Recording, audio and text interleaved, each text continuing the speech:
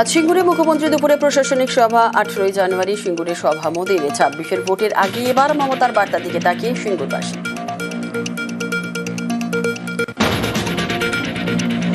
SIR নিয়ে লাগাতার সরব, এবার কমিশনে চাপ বাড়াতে দিল্লিতে মমতা বন্দ্যোপাধ্যায়। আজ সিঙ্গুরে সভা করে দিল্লি রওনা। এসআইআর এ ক্ষতিগ্রস্ত পরিবারের সদস্যদের নিয়ে যাওয়ার সম্ভাবনা।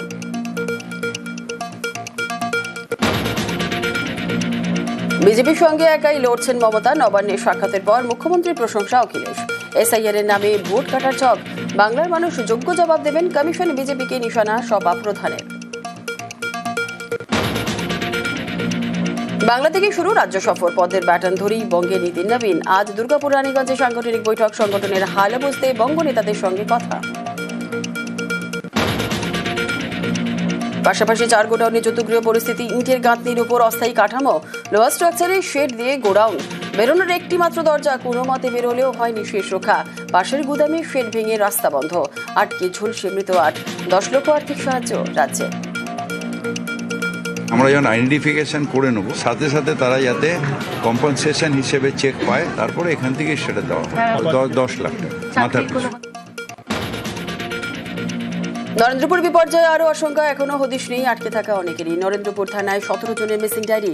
2 দিন পরে উৎকণ্ঠায় অপেক্ষায় নিখোঁজদের পরিজনদের। বিভিন্ন হাসপাতালে ভর্তি আরও কয়েকজন, দাবি পুলিশের।